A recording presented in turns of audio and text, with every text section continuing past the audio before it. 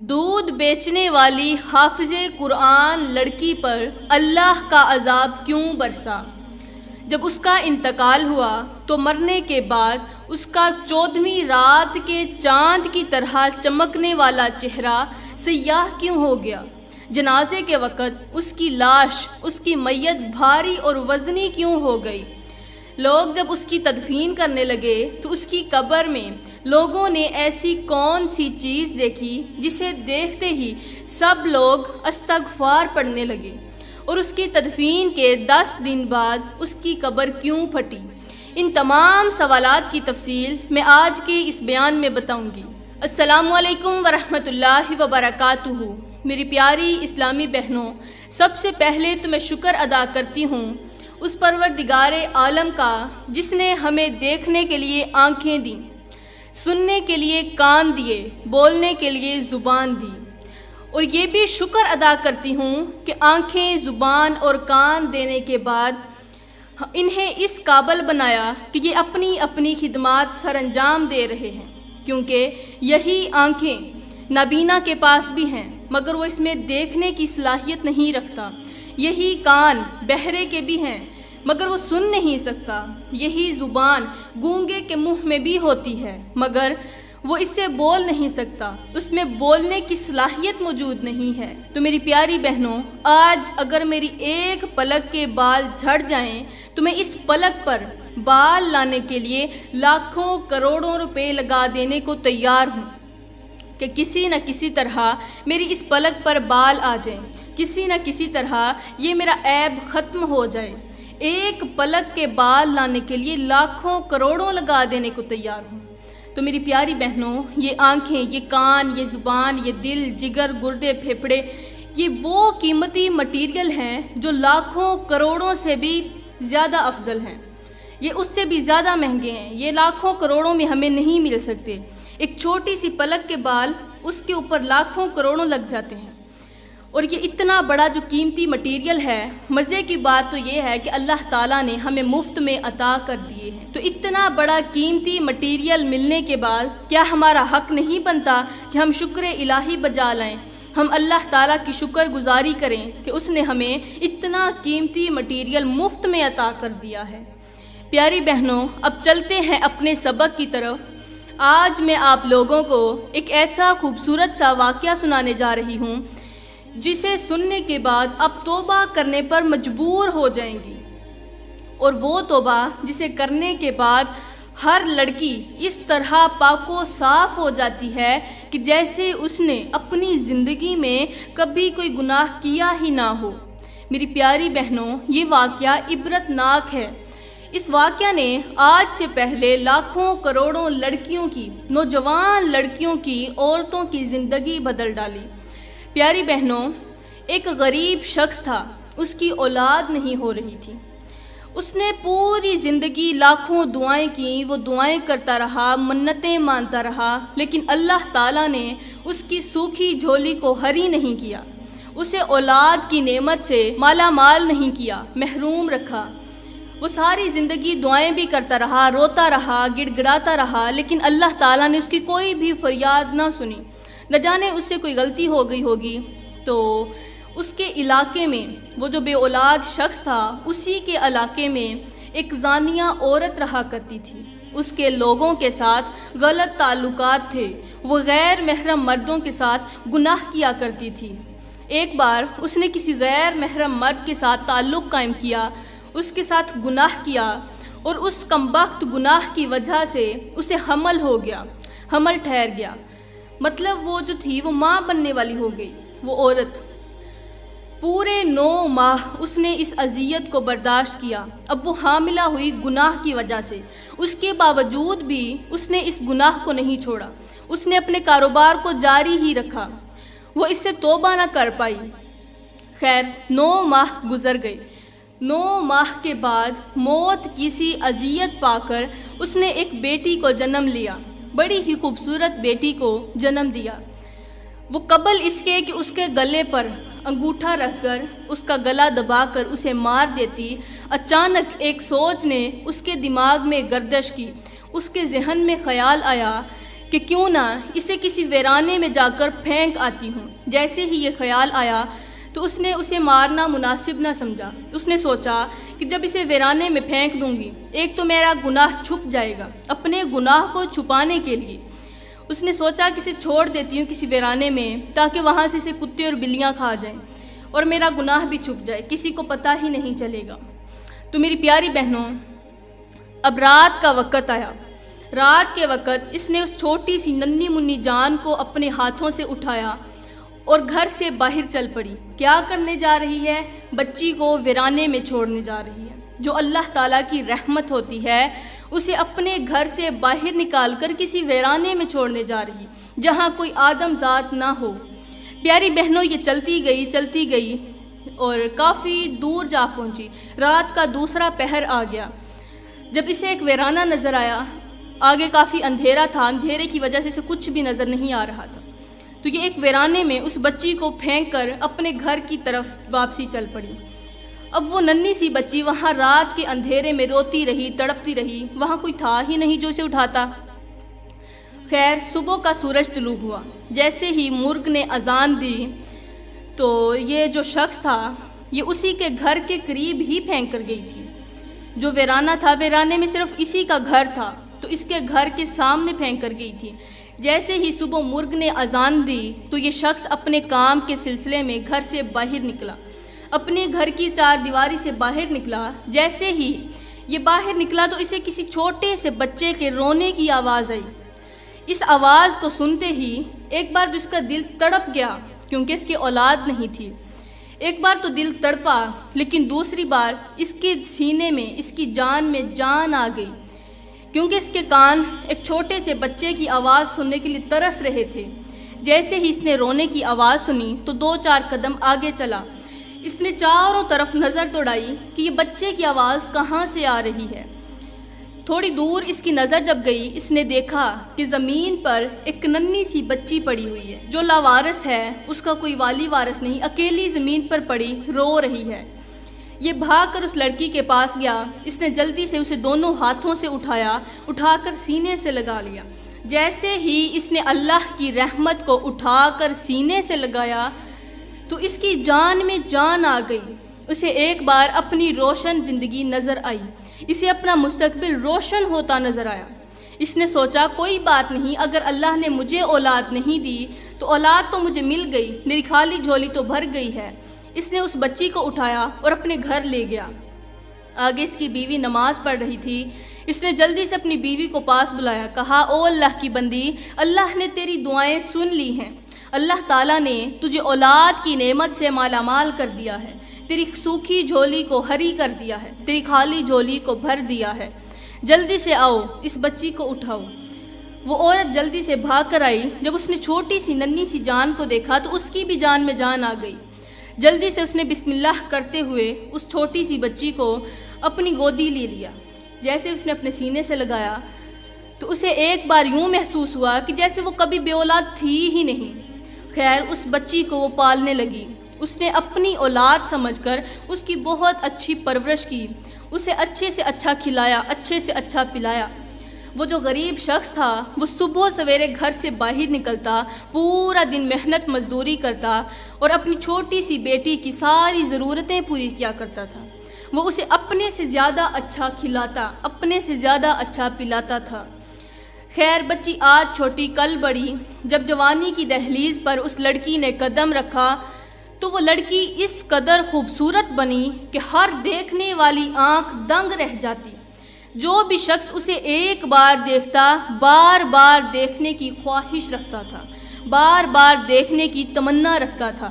وہ اس قدر حسین و جمیل تھی کہ بڑے بڑے بادشاہوں کے بیٹے بھی اس پر فرفتہ ہو جاتے، ایک نظر دیکھتے اسی کے دیوانے ہو جاتے تھے۔ وہ لڑکی بڑی ہوئی، خوبصورت بھی تھی، اس کی اچھی پرورش بھی ہوئی تھی، مگر بدقسمتی سے وہ 3 گناہ بڑے شوق سے کیا کرتی تھی۔ وہ کوئی لڑکی تھی، وہ تو گویا چاند کا ٹکڑا تھی۔ وہ اتنی حسین و جمیل تھی، اس کا چہرہ 14ویں رات کے چاند کی طرح چمکتا تھا، پھول جیسا اس کا نرم و نازک بدن تھا، بڑی ہی خوبصورت تھی۔ تو مگر بدقسمتی سے وہ 3 گناہ بڑے شوق سے کیا کرتی تھی۔ جب وہ بڑی ہوئی تو وہ 3 گناہوں کی عادی بنی ہوئی تھی۔ وہ 3 گناہ کون سے تھے یہ میں آپ کو آخر میں جا کر بتاؤں گی۔ اس سے پہلے یہ بتاتی چلوں کہ ان 3 گناہوں کی نحوست کیسی پڑی، ان 3 گناہوں نے اس لڑکی کی زندگی تباہ کیسے کی، اس کی زندگی میں کون سی تباہی مچائی۔ تو میری پیاری بہنوں، وہ جو 3 گناہ کیا کرتی تھی، شوق سے کرتی تھی، ان 3 گناہوں نے اس کی عمر میں سے برکت چھین لی۔ جیسے ہی ان گناہوں نے اس کی عمر سے برکت چھینی تو جلد ہی وہ فوت ہو گئی۔ ابھی وہ کنواری ہی تھی، اس کی شادی نہیں ہوئی تھی کہ وہ فوت ہو گئی، وہ مر گئی۔ والدین کو بڑا رنج ہوا کہ ان کی اکلوتی اولاد تھی تو وہ بھی فوت ہو گئی۔ اب ماں نے اس لڑکی کو غسل دینے کے لیے جیسے ہی پھٹے پر لٹایا تو ماں کی آنکھیں دیکھتی ہی رہ گئیں۔ اس نے اپنی کھلی آنکھوں سے دیکھا کہ اس کا چہرہ جو تھا، جو 14ویں رات کے چاند کی طرح چمکتا تھا، وہ اچانک سیاہ ہو گیا۔ یوں محسوس ہوتا تھا جیسے چاند کے آگے کالے بادل چھا گئے ہوں۔ اس کی جو چہرے کی سفیدی تھی وہ ختم ہو گئی، وہ سیاہی میں بدل گئی، اس کے چہرے کی رنگت زائل ہو گئی۔ پیاری بہنوں، خیر اس ماں نے اسے جلدی سے غسل دیا۔ غسل دے کر جب اس کا جنازہ اٹھا کر قبرستان کی طرف جانے لگے تو باپ نے محسوس کیا کہ میری پھول جیسی بیٹی کی جو میت ہے وہ بہت زیادہ بھاری ہو چکی ہے، بہت زیادہ وزنی ہو چکی ہے۔ خیر باپ تھا، اس نے محسوس تو کر لیا، لیکن جنازہ قبرستان میں لے کر جانا تھا، اس لیے انہوں نے کوشش کر کے اس کی میت کو بڑی مشکل سے اٹھایا۔ کم از کم 20 آدمیوں نے اس کی میت کو کندھا دیا اور اسے قبرستان لے کر گئے۔ اب جیسے ہی جا کر قبر کھودنے لگے تو انہوں نے ایک قبر کھودی، اس کے اندر سانپ اور بچھو بیٹھے ہوئے تھے۔ لوگ بڑے ہی حیران ہوئے کہ یہ تو حافظ قرآن لڑکی تھی، اس کے باپ نے بڑے ہی شوق سے اسے حفظ کروایا تھا۔ تو خیر اس کی ایک جب قبر کھودی، اس کے اندر سانپ بچھو دیکھے، اسے جلدی سے بند کر دیا۔ اب دوسری قبر کھودنے لگے، جیسے ہی دوسری قبر کھودی وہی سانپ اور بچھو دوسری قبر میں بھی تھے۔ اب تیسری جگہ قبر کھودی گئی تو لوگ دیکھ کر حیران رہ گئے، لوگوں کی آنکھیں پھٹی کی پھٹی رہ گئیں۔ انہوں نے کیا دیکھا کہ وہی سانپ جو پہلی قبر میں تھا، وہی بچھو جو پہلی قبر میں تھے، وہی اس تیسری قبر کے اندر بھی تھے۔ اب انہوں نے وہ تیسری قبر بند کی، چوتھی قبر جب کھودنے لگے تو وہاں سے ایک اللہ والے کا گزر ہوا۔ اس نے پوچھا کہ تم کیا کر رہے ہو؟ تو اس شخص نے بتایا کہ میری بیٹی کا انتقال ہو گیا ہے، ہم نے 3 جگہوں پر اس کے لیے قبر کھودی مگر وہ ناکام رہی، اس کے اندر سانپ اور بچھو تھے، اب چوتھی جگہ قبر کھود رہے ہیں۔ اس اللہ والے نے کہا کہ آپ چوتھی کہ آپ 5ویں کہ آپ 100 جگہوں پر بھی قبر کھود لیں، پھر بھی یہ سانپ اور بچھو وہاں بھی پاؤ گے، لہٰذا تم اسی قبر میں سانپ اور بچھوؤں کے ساتھ اس لڑکی کی تدفین کر دو۔ یہ کچھ اور نہیں ہے، یہ تو اللہ کا عذاب ہے، اس کے گناہوں کی سزا ہے جو اسے ابھی مل رہی ہے۔ خیر انہوں نے اسی قبر کے اندر اس کی تدفین کر دی۔ اس کا باپ بڑا ہی پریشان تھا، بڑا ہی حیران تھا کہ میری بیٹی نے ایسے کون سے گناہ کر دیے جن گناہوں کی وجہ سے آج اس پر اللہ کا اتنا بڑا عذاب نازل ہوا۔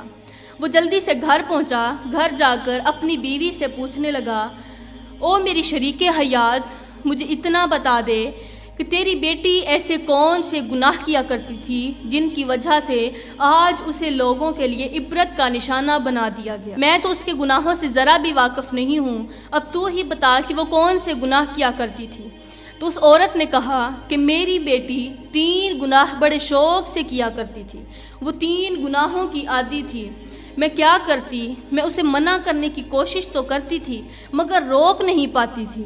اس عورت نے کہا کہ میری بیٹی کا پہلا جو گناہ تھا وہ یہ تھا کہ ایک بادشاہ کا بیٹا شہزادہ جو تھا وہ اس پر فریفتہ ہو گیا، اس کا حسن دیکھ کر اس کا دیوانہ بن گیا، اس کا عاشق ہو گیا، وہ اس سے بڑی محبت کرتا تھا۔ تو اب میری بیٹی اس کے ساتھ محبت کرتی اور وہ شہزادہ میری بیٹی کے ساتھ محبت کرتا، دونوں آپس میں محبت کرتے تھے۔ آپ چونکہ اپنے کام کی وجہ سے گھر سے باہر رہتے تھے تو وہ جو شہزادہ تھا وہ ہمارے گھر آتا اور پوری رات میری بیٹی کے ساتھ گزارا کرتا تھا۔ یہ ایک دوسرے کے ساتھ گناہ بھی کیا کرتے تھے اور میں انہیں روکنے کی کافی کوشش کرتی تھی، لیکن وہ جو شہزادہ تھا وہ بہت بڑا امیر تھا۔ اس نے مجھے دھمکی لگا رکھی تھی کہ اگر تو نے اس کے باپ کو ذرا سی بھی کانوں کان خبر ہونے دی تو میں تجھے جان سے مار ڈالوں گا۔ میں اپنی جان کو بچانے کے لیے خاموش رہی۔ میں نے تیرے ساتھ کبھی بھی اس بات کا ذکر نہیں کیا۔ اس کا پہلا گناہ تو یہ تھا کہ یہ غیر محرم مرد کے ساتھ گناہ کیا کرتی تھی، اس کے ساتھ تعلق بڑھایا کرتی تھی۔ اس کے بعد اس عورت نے کہا کہ میری بیٹی کا دوسرا گناہ یہ تھا کہ یہ حافظ قرآن تو تھی، اس نے قرآن تو حفظ کیا ہوا تھا، لیکن جب اذان ہوتی تو یہ نماز نہیں پڑھتی تھی۔ میں اسے نماز پڑھنے کے بارے میں جب بھی کہتی تو مجھے کہتی میں اللہ کو تو مانتی ہی نہیں، تو سجدہ کیوں کروں اسے؟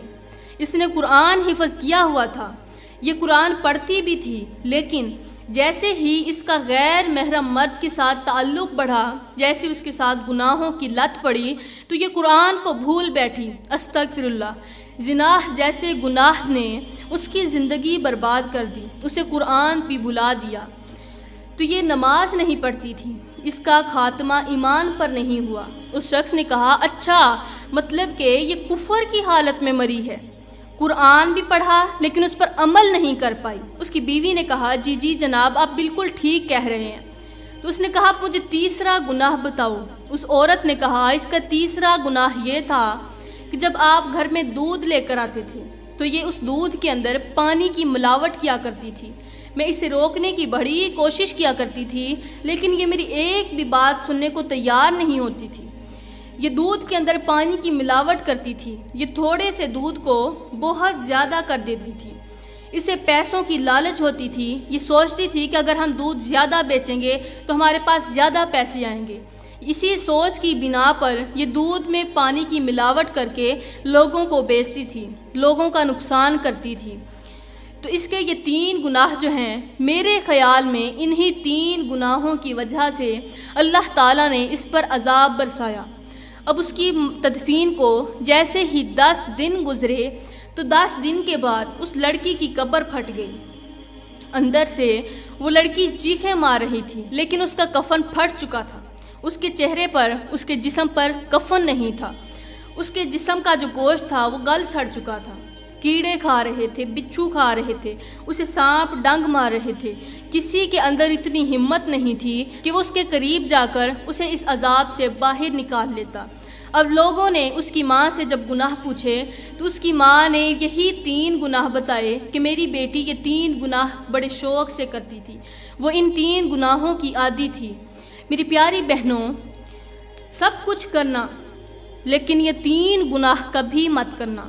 یہ 3 گناہ آپ کی زندگی برباد کر دیں گے، آپ کی زندگی میں سے برکت چھین لیں گے، عمر میں سے، رزق میں سے برکت چھین لیں گے۔ یہ آپ کے چہرے کی خوبصورتی کو زائل کر دیں گے۔ اگر آپ اپنے چہرے پر حسن لانا چاہتی ہیں، قدرتی نخار لانا چاہتی ہیں، تو خدا را ان 3 گناہوں سے جلد از جلد توبہ کر لیں۔ میری پیاری بہنوں، میں دعا کرتی ہوں کہ اللہ تعالیٰ ہمارا خاتمہ ایمان پر کرے، اللہ تعالیٰ ہمیں ایمان کی موت نصیب کرے۔ میری پیاری بہنوں، جب آپ کا خاتمہ ایمان پر ہو گیا تو آپ اس دنیا میں بھی کامیاب، اگلی دنیا میں بھی کامیاب، اس جہان میں بھی کامیاب، اگلے جہان میں بھی کامیاب ہو جائیں گی۔ میں دعا کرتی ہوں کہ اللہ تعالیٰ ہمیں ان 3 گناہوں سے بچنے کی توفیق عطا فرمائے، اللہ تعالیٰ ہمیں اچھی نصیحتوں پر عمل کرنے کی توفیق عطا فرمائے، اللہ تعالیٰ ہمیں اچھے کام کرنے کی توفیق عطا فرمائے۔ آمین ثم آمین، وما علینا الا البلاغ المبین۔